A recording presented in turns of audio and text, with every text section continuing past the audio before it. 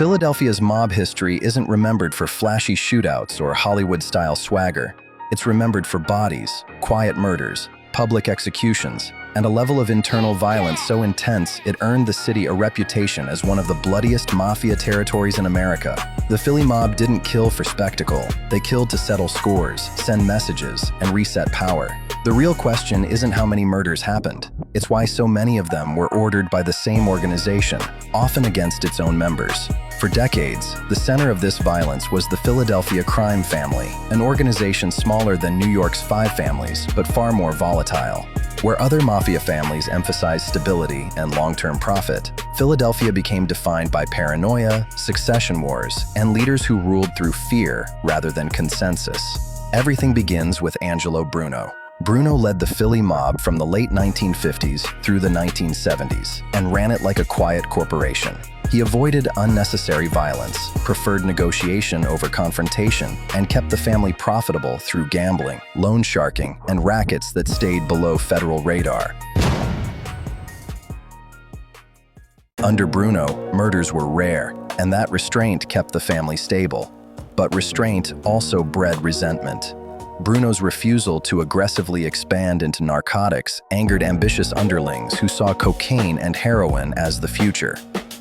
Chief among them was Philip Testa, who wanted a harder, more profitable approach. That tension simmered for years until it finally exploded. In 1980, Angelo Bruno was shot dead while sitting in his car outside his South Philly home. The killing was clean, public, and symbolic. Bruno was murdered not by an outside enemy, but by his own people. That single act shattered decades of relative peace and opened the door to one of the most violent periods in American mafia history. Philip Testa took control, but his reign was short and brutal. Less than a year later, Testa was killed by a nail bomb planted under his porch. The message was unmistakable. Leadership in Philadelphia was a death sentence. With Testa gone, the power vacuum turned deadly. Enter Nicky Scarfo, also known as Little Nicky. Scarfo didn't just rule through fear, he institutionalized it. Under Scarfo, murder became policy. Loyalty was enforced through executions. Disagreements were resolved with bullets.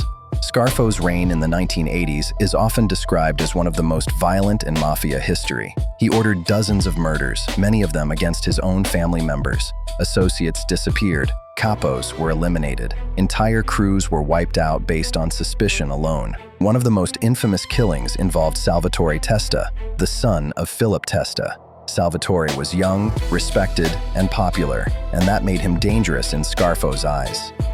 In 1984, Testa was lured into a house and shot multiple times. His murder shocked even hardened mobsters. It sent a clear signal: no one was untouchable. Scarfo's paranoia extended everywhere. Meetings became traps. Invitations became death sentences. Trust evaporated. The Philly mob began eating itself alive. Bodies turned up in basements, dumpsters, and shallow graves. Some were never found at all. The violence wasn't just frequent, it was relentless. And unlike New York families that tried to hide internal killings, Philadelphia's murders were often public, brazen, and impossible to ignore. Law enforcement took notice. The FBI began building racketeering cases that focused not just on financial crimes, but on the sheer volume of homicides. Informants started flipping, not out of greed, but out of survival. In Philly, cooperating became safer than staying loyal. Testimony confirmed what authorities already suspected. Scarfo ruled through terror, and murder was routine. The violence had a ripple effect. Businesses refused to cooperate. Money dried up. Associates fled. The very tool Scarfo used to control the family ultimately destroyed it.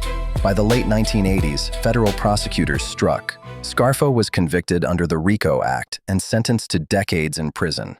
But by then, the damage was irreversible. The Philly mob was hollowed out, not by law enforcement alone, but by its own bloodshed. Even after Scarfo's conviction, the violence didn't fully stop. Factions continued fighting over what little power remained. Murders linked to Philly mob politics occurred well into the 1990s, each one reinforcing the family's reputation as uniquely unstable. What makes Philadelphia's mob murders stand apart isn't just the number, it's the intent. Many killings weren't about profit or protection. They were about control through fear.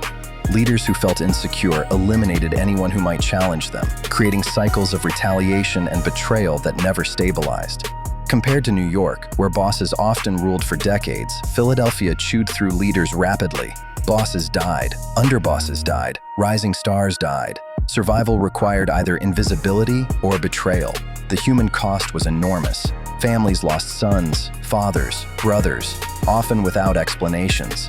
Bodies were never recovered. Funerals happened without answers. Entire neighborhoods lived under the shadow of unpredictable violence. And yet, for years, much of this was invisible to the wider public.